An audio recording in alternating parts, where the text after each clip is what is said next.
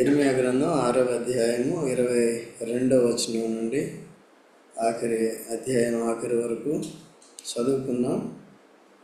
వాటిలో ఉన్న భావాన్ని చూసుకుని మన జీవితానికి వాటిని అన్వయించుకుందాం. యెహోవా ఇలాగూ సెలవిచ్చుచున్నాడు. ఇక్కడ దేవుడే చెప్తున్నాడు. దేవుని మాటను అంగీకరించిన వారంతా కూడా దేవుని యొక్క తీర్పులోనికి వస్తారు. దేవుడు పాపం చేసిన ప్రతి వారిని, దేవునికి అవిధేయులైన ప్రతి వారిని కూడా తాను ముందుగా హెచ్చరిస్తాడు. వారు చేసిన తప్పేంటి, దానికి పాపానికి వచ్చే జీతం మరణం, అది లాస్ట్లో. తర్వాత ఈ లోపల మరణించక ముందే శరీరాన్ని దేవుడు ఏ రీతిగా శిక్షిస్తాడని ఇశ్రాయేలుకి ముందుగానే హెచ్చరిస్తూ వచ్చాడు. మొదటి నుంచి కూడా అలా చేస్తూ వచ్చాడు. అయితే ఇశ్రాయేలుకి ధర్మశాస్త్రం ఇచ్చిన తర్వాత వారికి ప్రవక్తలను కూడా ఇచ్చాడు. ధర్మశాస్త్రం తర్వాత ప్రవక్తలు ఇచ్చాడు. ఈ ప్రవక్తల ద్వారా దేవుడు వారితో మాట్లాడుతున్నప్పటికీ కూడా వారికి దేవుని మాటలు చెప్పిన ప్రవక్తలను కూడా ఇశ్రాయేలు హింసిస్తూ వచ్చారు. అలాగా దేవుని కోపాన్ని వారు అధికంగా రేపి దేవుని యొక్క ఆగ్రహశేషానికి గురవుతూ వచ్చారు. సో అలాగా క్రీస్తులో మనం ఉండకూడదు, జాగ్రత్తగా ఉండాలని ఈ లేఖనాల ద్వారా మనం హెచ్చరింపబడుతున్నాం. కాబట్టి ఇప్పుడు క్రీస్తులో మన కృప దొరికిందని కృపను లోకువు కట్టి దేవుని మాటలను పక్కన పెట్టి దేవుని అలక్ష్యం నిర్లక్ష్యం పెట్టి దేవుని సేవ చేయకుండా, దేవునికి ప్రార్థన చేయకుండా, దేవుని ఆరాధించకుండా, దేవుని వాక్యాన్ని అనుదినము నేర్చుకోకుండా నిర్లక్ష్యంగా ఉండటానికి వీలు లేదు. ఎప్పుడు కూడా దేవుని వాక్యం ఇది ఈ లోకంలో ఎవరికీ లేదు. ఈ వాక్యం కలిగిన వారే ధన్యులు. కాబట్టి సృష్టి ఎలా జరిగింది, మానవుని ఎలా చేశాడు, ఎలా తప్పిపోయాడు, ఎలా సమకూర్చుకుంటున్నాడు అనేది మొదటి నుంచి కూడా ఉందన్నమాట. అయితే నూతన నిబంధనలో కూడా సాక్షాత్తు యేసు ప్రభువే మన విషయంలో అన్యజనులమైనప్పటికీ, పాపులమైనప్పటికీ, నాశనానికి పాత్రలమైనప్పటికీ కూడా మనల్ని కూడా క్రీస్తు ద్వారా రక్షిస్తాడు. ఈ విషయాలన్నీ లేఖనాల్లో ఉంటాయి. అది కేవలం సువార్తని ఎరగటం మాత్రమే కాదు, కానీ సువార్తనందు నిలిచి ఉండి మనము కుమారి యొక్క స్థాయిలోకి రావాలి. అంటే ఎదగాలి, సరైన వివేచన కలగాలి, నీతి న్యాయాలని గ్రహించి దేవుని ఎడల నీతిని జరిగించే స్థాయిలోకి మనం ఎదగాలి. పరీక్ష పరిశోధనలు వస్తూ ఉంటాయి, వాటన్నిటినీ కూడా జయించాలి. ఆ విధంగా జయ జీవితానికి మనం అలవాటు పడాలి. ఇశ్రాయేలు అలా లేక తప్పిపోతూ వచ్చారు కనుక ఇక్కడ మళ్ళొకసారి వారికి చెప్తున్నాడు. ఇక్కడ ఏమని సెలవిస్తున్నాడు దేవుడు? యెహోవా, ఉత్తర దేశం నుండి ఒక జనము వచ్చుచున్నది, భూదిగంతముల్లో నుండి మహాజనము లేచి వచ్చుచున్నది. వారు వింటిని ఈటెను వాడ నేర్చిన వారు, అది ఒక క్రూర జనము, వారు జాలి లేనివారు, వారి స్వరము సముద్ర ఘోష వలెనున్నది, వారు గుర్రములెక్కి సవారి చేయువారు. సియోను కుమారి, నీతో యుద్ధము చేయవలనని వారు యోధుల వలె వ్యూహము తీర్చి ఉన్నారు కదండి. ఇప్పుడు దేవుడు వీరి పక్షంగా ఉంటే వారందరినీ ఏం చేస్తాడు? వీరి సియోను కుమార్ అంటే ఇశ్రాయేలు పక్షంగా ఉండి, ఇశ్రాయేలు సంఘం పక్షంగా ఉండి, వీరు దేవుని పక్షంగా ఉంటే ఏం చేస్తారు? పోరాడు. అటువంటి వారు ఎటువంటి వారు అంటే ఆ శత్రువు ఎటువంటిదో చూడండి. క్రూర జనము, జాలి లేనివారు, సముద్ర ఘోషం వల్లే వారి స్వరం ఉంది. మనం గట్టిగా మాట్లాడితే ఎవరైనా ఎంత భయపడిపోతాం కదండి. గట్టిగా భయపడతాం, వారి మీద గట్టిగా అరుస్తాం, కానీ మన మీద ఎవరైనా అరిస్తే భయపడిపోతాం కదా. అట్లా వారు గుర్రము లెక్క ఏం చేస్తున్నారు? వీరు బలహీనులు. అందుకనే బలవంతుడైన దేవుడు, సర్వశక్తివంతుడైన దేవుడిని కలిగి ఉన్నారు. కొత్త నిబంధనలో కూడా రోమీయులకు రాసిన పత్రిక 8వ అధ్యాయం 31, 32 వచనాల్లో కూడా దేవుడు మన పక్షంగా ఉండగా మనకి విరోధి ఎవరు? అందుకని దేవుడు మన పక్షంగా ఉండాలంటే ఎలా ఉంటాడు ఆయన? ఆయన పక్షంగా మనం ఉండాలి. దేవుడు నా అవసరానికే కావాలనుకుంటే ఉండడు కదా. దేవునికి ఇష్టమైన క్రియలు చేయాలి, దేవుడు చెప్పిన సేవ చేయాలి. ఓకే, ఎప్పుడు కూడా దేవుడు మనసులో ఉండాలి. లేచినప్పటి నుంచి మనకు ఎవరు రావాలి? మనసులో రావాలి. రాసి ఆత్మ సంబంధమైన క్రియలు కూడా లేచినప్పటి నుంచి ఆరంభించాలి. అంటే 24 గంటలు అదే చేయమని చెప్పట్లేదు నేను. అది ఫస్ట్ ప్లేస్ ఎవరికి ఇవ్వాలి? పగలంతా డ్యూటీలు చేసుకుంటారు, వంట పనులు, ఇంటి పనులు ఉంటాయి, ఇవన్నీ చేసుకుంటారు. మొట్టమొదటిగా fresh hours, fresh time, first time ఎవరికి ఇవ్వాలి? దేవునికి ఇచ్చేది నేర్చుకోవాలి. మరి ఎండింగ్ టైం, లాస్ట్ టైము దేవునికి ఇచ్చేది చేసుకోవాలి. దేవునికి ఎంత సమయం ఇవ్వాలి మనం? దేవుని విషయాలు మన కొరకే. దేవుడికి మనం ఇచ్చేది ఏం లేదు. వాక్యం చదువుకున్నా మన కొరకే, ప్రార్థన చేసినా మన కొరకే, దేవుని ఆరాధించడం తన కొరకు. అర్థమైందండి? దేవుని మహిమపరుస్తారు. ఆరాధించేవారు, స్తుతించేవారు దేవుణ్ణి మహిమపరుస్తారు. ప్రార్థించేవారు మనకి సహాయం చేయమని అడుగుతారు. మన కొరతలేంటో, మన అవసరతలేంటో మనం చెబుతున్నాం. అట్లాగా దేవునితో అవినాభావ సంబంధము, అన్యోన్య సహవాసం కలిగి ఉండాలన్నమాట. అట్లా చేయకుండా అసలు లేచినప్పుడు దేవుడే గుర్తుంటుంది. ఎప్పుడు గుర్తుండాలి? కొత్తగా పెళ్లి చేసుకుంటే భార్య ఇద్దరే గుర్తుంటారు, ఇంకెవరు ఉంటారు. వీళ్ళకి వెళ్ళక కొంతమంది మన వినోద్ అట్లా కాదులే, షేప్ అట్లా కాదు. ఎవరు గుర్తుకు రావాలి? యవనస్తులు ఉన్నారు, లేచారంటే ఇంకో ఎటు పరిగెడతానే ఉంటారు, పడతానే ఉంటారు. ఎవరు గుర్తురాదు. అదే మంచం దొరికిందంటే చాలు 10 గంటలకు, 11 గంటలకు, రాత్రి అంతా త్వరగా పండుకోరు. అందరూ అంతే. ఈ సీజన్ కాదు, ఇది కంప్యూటర్ యుగంలో, సోషల్ మీడియా యుగంలో ఇవన్నీ మనల్ని డైవర్ట్ చేస్తున్నాయి, శాటనిక్ ఇవన్నీ. అయితే ఈ క్రూర జనం ఎవరి మీదకి వస్తుందండి? మన దేవుడు ఎటువంటి వాడు? నిర్గమకాండం 34:6 చదవండి. దేవుడు ఎటువంటి వాడు చూడండి. ఈ జనానికి, ఈ క్రూర జనానికి ఆపోజిట్ తన ప్రజల ఎళ్ళ కలిగిన స్వభావం చూడండి. చదవమ్మా. దాటి వెళ్ళుచు యెహోవా ఎవరంట? కనికరము, దయ, దీర్ఘశాంతము యెహోవా. మన దేవుడు ఎటువంటి వాడు? క్రూరుడు కాడు, ఈ జనం వంటి వాడు కాడు. మనల్ని ఎందుకు ఏర్పరచుకున్నాడు? ఇశ్రాయేల్ని ఎందుకు ఏర్పరచుకున్నాడంటే ఈ లోకంలో శత్రువులైన వారి మీద వారికి విజయం ఇవ్వాలని, వారిని కాపాడి భద్రపరచాలని, తనకు ప్రత్యేకమైన జనంగా ఉండాలని, తన నామాన్ని ఘనపరచాలని, మహిమపరచాలని, తన ఆజ్ఞలన్నీ నేర్చుకుని వాటికి విధేయత చూపించాలని, సేవా నియమాలను పాటించాలని, తమ కొరకే కాకుండా తమ దేవుని మహిమ కొరకు కూడా జీవించాలని కోరుకుని ఏర్పరచుకున్నాడు. క్రీస్తు యేసులో కూడా మనల్ని ఆ రీతిగా ఏర్పరచుకున్నాడు. కాబట్టి లేనట్లయితే ఏమొస్తుందంటే ఎటువంటి జనం వస్తుంది? కొంతమంది కొన్ని సమస్యలు చెప్తూ ఉంటారు, అత్తగారి గురించో లేకపోతే ఆస్తిపాస్తులను ఆక్రమించడం గురించో చెప్తారు. కొంతమంది అత్తలకి ఏమున్నదండి? దయాజాలి. కూతురంటే ప్రేమిస్తారు, కోడలంటే ప్రేమిస్తారు. చూడండి, అత్తగారి ఇంటికి వెళ్ళే వాళ్ళు కూడా చూసుకున్నారు. అత్తలేని కోడలు తొందరలు. కాబట్టి మంచిది అలాంటిది. ఓకే అండి. ఏదో సమస్యలు ఉంటాయి. పెళ్ళైన వారికి ఏముంటాయంటే బైబిల్లో ఉంది కదా, 1 కొరింథీ 7వ అధ్యాయంలో ఉంది, తర్వాత చూసుకోండి. కాబట్టి పెళ్లి చేసుకోవాలి తప్పదు, సమస్య. అయితే దైవికమైన మనసు, దేవుడు మన పక్షంగా ఉన్నప్పుడు, దైవికమైన మనసు మనకు ఉన్నప్పుడు అన్నిటినీ కూడా జయిస్తాడు. మన శత్రువుల్ని, మనకి శ్రమ రాకుండా మనల్ని ఏం చేస్తాడు? భద్రపరుస్తాడు. యెషయా గ్రంథం 49:15లో నేను నిన్ను నా అరచేతిలో ఎంత భద్రత.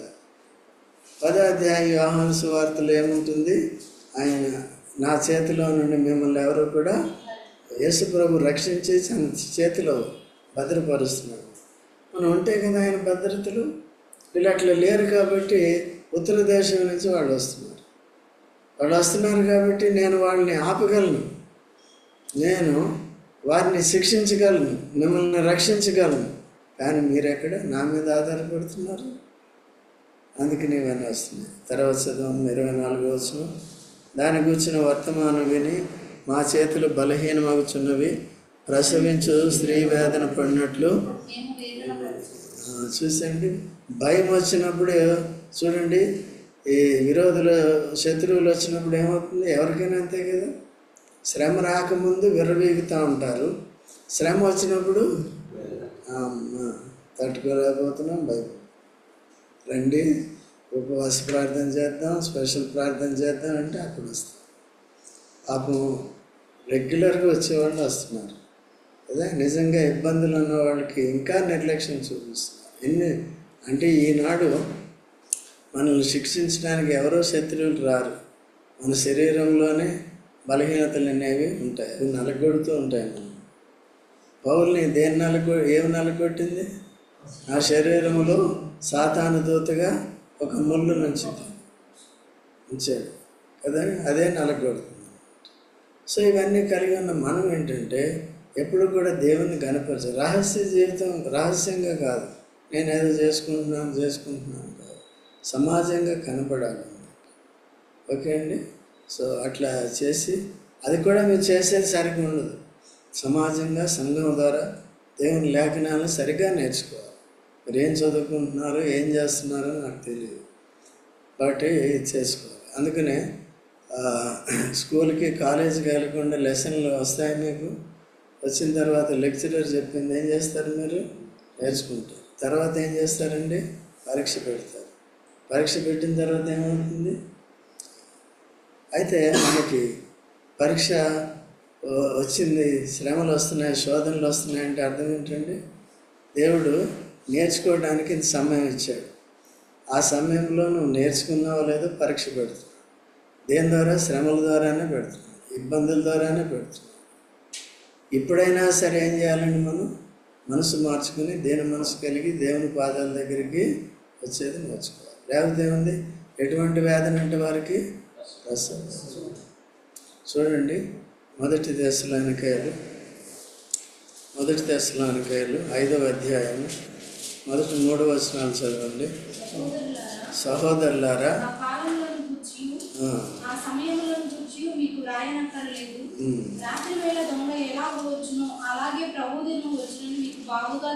తెలియను నెమ్మదిగా ఉన్నది, భయమేమీ లేదని చెప్పుకొనుచుండగా గర్భిణీ స్త్రీకి ప్రసవ వేదన వచ్చినట్లు వారికి ఆకస్మికంగా నాశనము తప్పదు. ఎవరికండి?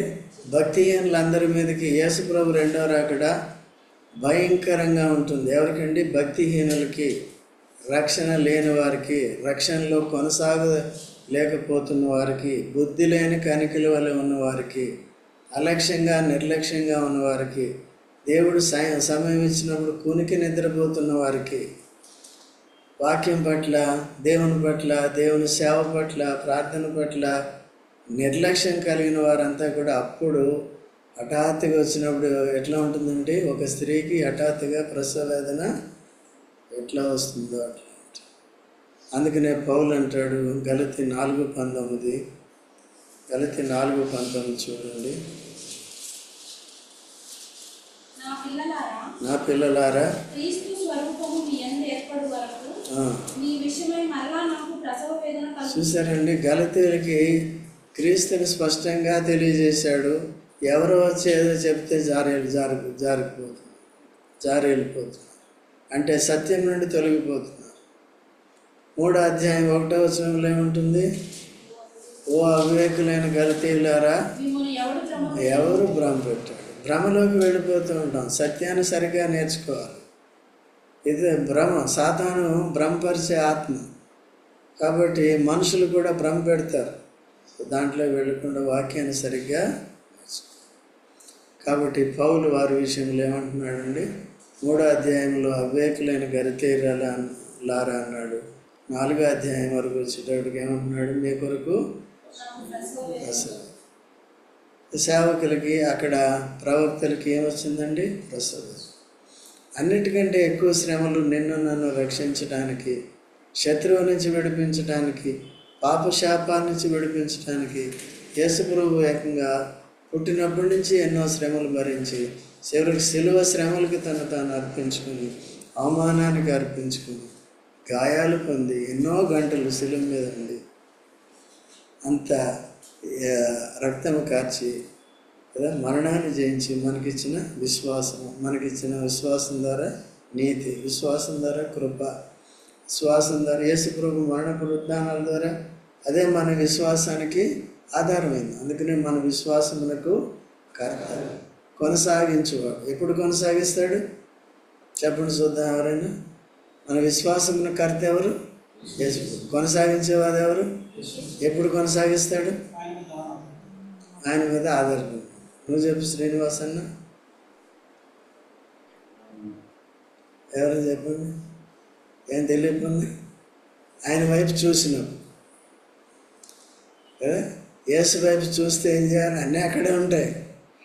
టైంకి ఏం రాదు, అది రాదు. యేసు వైపు చూస్తూ ఏం చేయాలి? చూడటం అంటే యేసు వైపు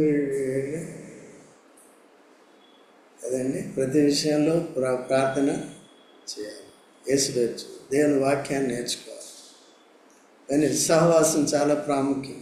సహవాసాన్ని చాలామంది నిర్లక్ష్యం చేస్తూ ఉంటారు. అట్లా చేయటానికి వీళ్ళు. అందుకని ఇక్కడ సంఘం మీ కొరకు ప్రసవేదన పడుతుంది. సంఘంలో అనేక మంది ప్రసవేదన పడుతున్నారు. అవిధేయులంటే, రానివారంటే, ఆత్మీయంగా లేకుండా శరీర ప్రవర్తన కలిగిన వారంటే, ఆలస్యంగా వస్తున్న వారంటే, ప్రార్థన చేయని వారంటే నాకు కూడా లోపల వేదన కలుగుతూ ఉంటుంది. అర్థమైందా? సో కాబట్టి పరిశుద్ధాత్మను కూడా మనం దుఃఖపెట్టాలి. మరి అటువంటిప్పుడు ఏమొస్తుంది? కనికరం గల దేవుడు, జాలి గల దేవుడు, కృప కలిగిన దేవుడు అక్కడ ఉన్నాయి కదా. ఆ దేవుడు రెండో రాకడలో ఏమైపోతాడు? తన్ని అలక్ష్యం చేసిన వారందరి ఏళ్ళ ఈ క్రూర జనంలాగా ఉంటాడు. అందుకనే మనం జాగ్రత్తగా ఉండాలి. మానవులను గుర్తుపెట్టుకోవాలి. దేవుని కొరకు లేక క్రీస్తు కొరకు మనం సృష్టింపబడ్డాం కనుక క్రీస్తుని మహింపరిచే జీవితం కావాలి. క్రీస్తుతో యుగాలు మనం భారీగా ఉండబోతున్నాం. యేసు ప్రభుకి భారీగా ఉండబోతున్నాం. భార్య అంటే అంత ఘనత ఇస్తాడు. సో ఆ ఘనత ఇప్పుడే మనం చూపించాలి కదా. ఎస్తేర్ని ఊరికి ఏర్పరచుకున్నాడు ఆశ్వరోస్ రాజు. సౌందర్యం ఈనాడంటే ఆంతర్య సౌందర్యం, దేవునికి అంగీకారమైన ఆంతర్య అక్షయమైన గుణ లక్షణాలు మనలో ఉండాలి. ఆత్మ సంబంధమైన గుణ లక్షణాలు ఉండాలి. సో ఇవన్నీ కూడా ఉండేది నేర్చుకోవాలి. అర్థమవుతుందండి? భక్తి గల స్త్రీలు ఎటువంటి భక్తి కలిగి ఉన్నారు, దేవుని ఎళ్ళ, కుటుంబంలో భర్తలు ఎళ్ళ, ఇవన్నీ కూడా అక్కడ రాసి ఉన్నాయి. భర్తలు కూడా ఎట్లా ఉన్నారు అవన్నీ కూడా రాయబడి ఉన్నాయి. తర్వాత చదవమ్మ. పొలంలోనికి పోకము, నడవకము, చూసారండి. పోకము అంటే పోతాను, చూద్దాం, వచ్చినప్పుడు చూద్దాం. దినాల్లో దేవుడు చెప్పింది సత్యము, అది ప్రళయం వస్తుంది, జాగ్రత్త పడదాం అంటే ఎవరైనా విన్నారా? నోవు తన కుటుంబీకులు మాత్రమే, నమ్మిన వారికి సొమ్మ కాదా? కాబట్టి తర్వాత నా జనమా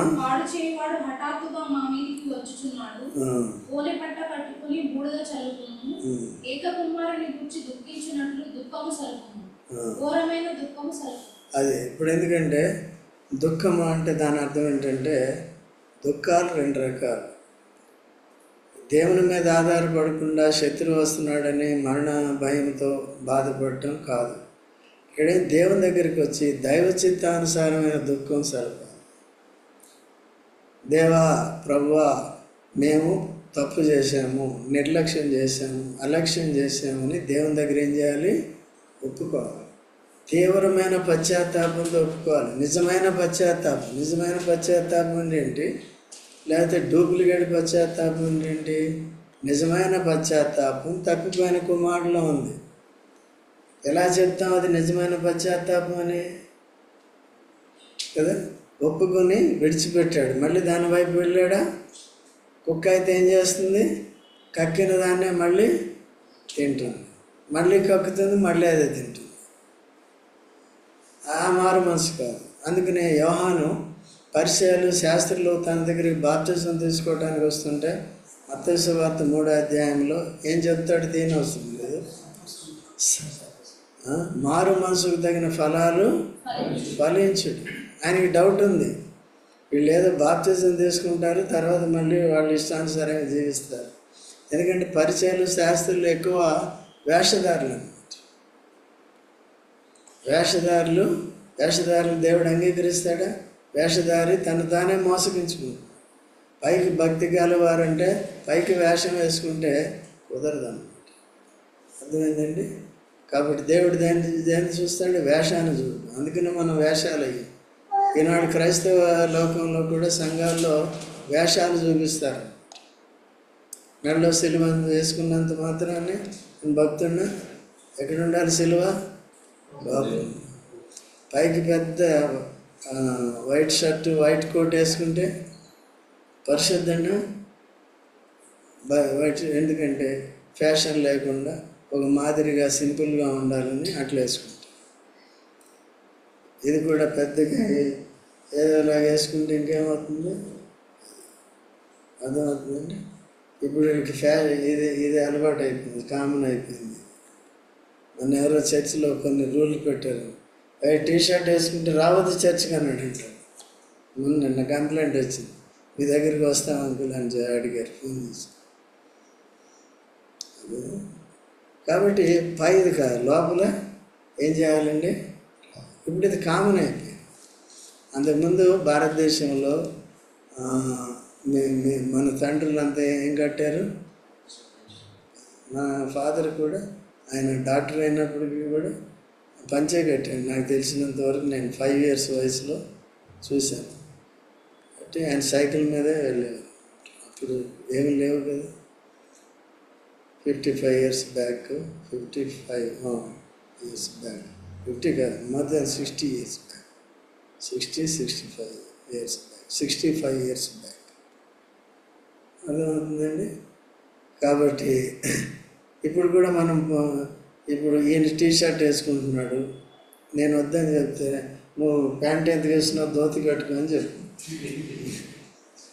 పంచి కట్టుకో అని చెప్పు. మా ఆదాము గారు పంచి కట్టుకుని వచ్చాడు, ఏమన్నా అంటావా మనం? ఆయన ఇంకా పాత పద్ధతి ఏం చేస్తున్నాడు ఆయన? అది కాదు, ముందు ఏం మారాలి? మనసు మారాలి. చూడండి 2 కొరింథీ 7వ అధ్యాయం 9, 10 వచనాలు, 11 వచనాలు త్వరగా చదవండి.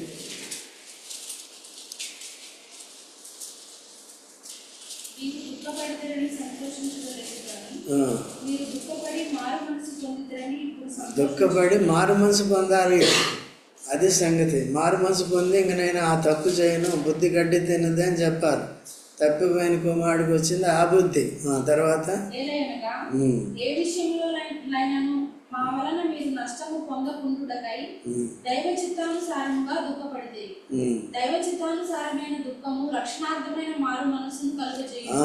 దైవ చిత్తానుసారమైన దుఃఖం అంటే చేసిన పాపానికి, తప్పుకి దేవుడు దేని మీద అయితే నీ మీద కోపంగా ఉన్నాడో ఆ విషయంలో నిజంగా పశ్చాత్తాపడి ఒప్పుకొని విడిచిపెట్టి కనికరాన్ని పొందాలి.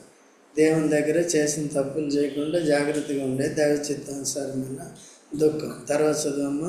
ఈ మారు మనసు దుఃఖమును పుట్టించదు, అయితే లోక సంబంధమైన దుఃఖము మరణము. లోక సంబంధమైన దుఃఖం. శత్రువు వస్తున్నాడంటే భయం వస్తుంది. ఆ తప్పులు ఒప్పుకుని తప్పు చేసామని ఒప్పుకుని దేవుడి వైపు వచ్చేస్తే ఏమవుతుంది? అందుకని ఏం చేయాలండి? ఏమన్నాడు? దుఃఖించచ్చు, దుఃఖం సలుపుచ్చు, ఘోరమైన దుఃఖం సలుపుచ్చు. ఏం చేయాలంటే గోనె పట్టు కట్టుకోవాలి, దేని మనసు కలిగి ఉండాలి. తర్వాతమ్మా అతిథులేమ్మా 28వ వచనం. వారందరూ బహుద్రోగులు, కొండెగాండ్రు, వారు మట్టి లోహము వంటి వారు, వారందరూ చెరుపువారు. ఇంకా కొలమితెత్తి బహుగా 27 చదవమ్మా. నీవు నా జనుల మార్గమును తెలుసుకొని పరీక్షించున్నట్టు నిన్ను వారికి వన్నె చూచువాని గాని వారిని నీకు లోకపుతుండగాను నేను నియమించి. ఎవరిని? ఇర్మియాని. ఎట్లా? అదే మీరు చదువుకుంటే అర్థం కాదు. ఇర్మియాని చెప్పాడు. ఈయన ఏం చేస్తున్నాడు, వాళ్ళకి దేవుడు చెప్పిన విషయాలన్నీ కూడా చెప్తున్నాడు. దేవుడు ఎప్పుడు ఈ కలిపి చెప్పుడు, తీసివేసి చెప్పడు, ఉన్నది ఉన్నట్టుగానే. ఈనాడు బోధకులు ఏం చేయాలి, కలిపి చెప్పొద్దు, తీసివేసి చెప్పు, ఉన్నది ఉన్నట్టుగానే. కానీ చాలామంది బోధకులు ఏమనుకుంటారు, దీంట్లో ఉన్నదోటి వచ్చిన చదివితే మనకు అర్థం కాదు. అందుకనే బైబిల్ వరుసగా మీరు చదువుకుంటారు ఇంట్లో. మెసేజ్ వచ్చేటప్పుడు కూడా ఇక ఒకటి తీసుకుని ఎక్కడికి వెళ్ళిపోతే సరిగా అర్థం కాదు. ఓకే, ఈ సందర్భం ఏంటి అనేది మనకు అర్థమవుతుంది. అందుకనే బైబిల్ పట్టడం ద్వారా ఇవన్నీ కూడా నేర్చుకుంటాం అన్నమాట. అయితే లోహపుతుండగా నేను నిన్ను నియమించి ఉన్నాను, ప్రవక్తగా నిన్ను నియమించి ఉన్నాను. మొదటి అధ్యాయంలో ఉంటుంది కదా, నేను నియమించి ఉన్నాను.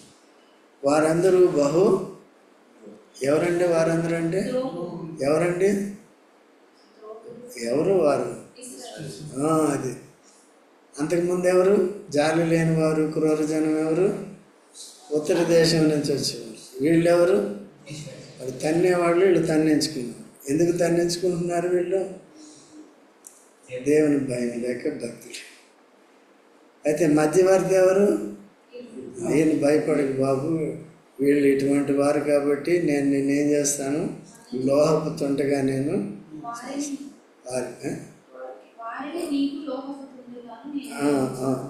వారిని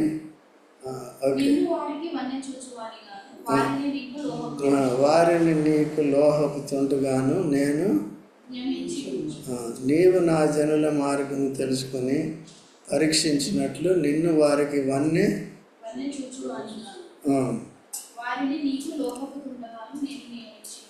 ఓకే ఓకే. అయితే 3 శ్రమ ఎవరికి వస్తుంది? వారికి ఏం చూపించాలంట? వన్ అంటే ఇంగ్లీష్లో ఏముంది? టెస్ట్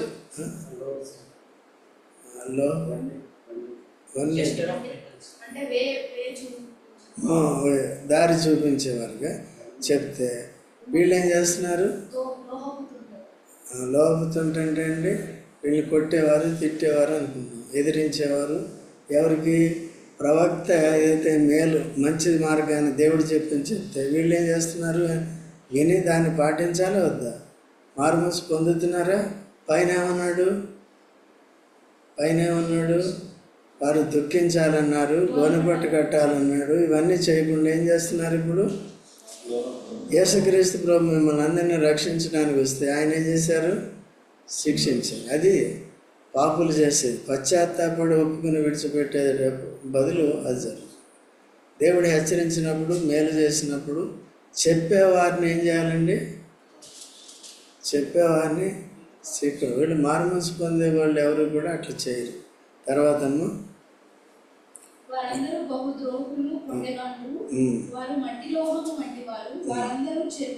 చెరుపువారు. చూసారా?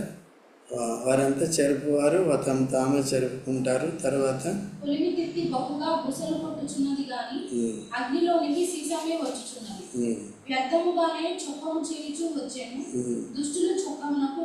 రారు. దుష్టులు దేవుడు పరీక్షించినప్పుడు, వాళ్ళు శిక్షించినప్పుడు సైతం కూడా వాళ్ళు తమ చెడుతనాన్ని విడిచిపెట్టి రారు. తర్వాత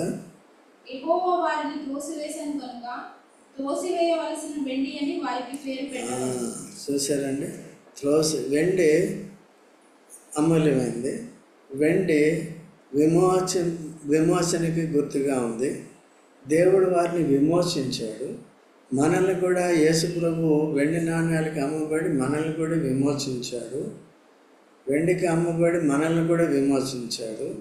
అయితే దేవుడిచ్చే రక్షణని, దేవుడిచ్చిన రక్షకుడిని తృణీకరించిన వారు ఏమవుతారండి? త్రోసివేయబడిన రెప్రొబేట్ సిల్వర్ అని ఉందా? Rejected silver. కొత్త నిబంధనలో రెప్రొబేట్ సిల్వర్ అని ఉంటుంది, పాత నిబంధనలో కూడా ఉంటుంది. పనికిరాని. సో కాబట్టి ఒకవేళ మనం దేవుని బిడ్డలు అని చెప్పుకున్నప్పటికీ కూడా త్రోసివేయబడిన, పారవేయబడిన. ఇప్పుడు యోధా ఇస్కరియోతు వెండి నాణ్యాలు తీసుకున్నాడు. ఏం చేశాడండి? పారవేసే అది ఆ డబ్బులు తీసుకుని మళ్ళీ వాళ్ళు ఏం చేశారు పెద్దలు, అక్కడ పాడేసి ఉరి పెట్టుకుని చచ్చాడు. పొలం కొన్నారు. ఏం పొలం అండి అది? రక్తభూమి, సమాధుల తోట లాంటిది కొనుక్కున్నాం. అర్థమైందండి? కాబట్టి ఆ విమోచన తనకి రాలేదు, అయితే మనందరికీ కూడా వచ్చింది. ఎందుకు వచ్చింది మనకి? క్రీస్తుని అంగీకరించి. నిరాకరించిన వారందరికీ ఏమొస్తుంది? కాబట్టి దేవుడు వన్నీ చూపినప్పుడు, దారి చూపించినప్పుడు, శ్రద్ధ చూపుతున్నప్పుడు ఏం చేయాలి? మనం కూడా జాగ్రత్తగా ఉండాలి. సో ఈ విషయాలు గమనించి ఇప్పుడు ఎల్లప్పుడూ కూడా ఇలా జాగ్రత్తగా ఉన్నాం. తర్వాత ఇతరుల కొరకు కూడా ఆ రీతిగా మనం కూడా ఇర్మియాలాగా మధ్యవర్తుల్లాగా పనిచేయాలి. క్రీస్తు యేసు ప్రభుకి అవిధేయులైన మనుషులకి మధ్యవర్తులుగా మనం ప్రార్థన చేయాలి. వారికి ప్రేమ చూపించి బతిమాలతో రావాలి అవిధేయులైన వారు. అలాగా మనం కొనసాగినట్లుగా దేవుడు సహాయపడుగాక.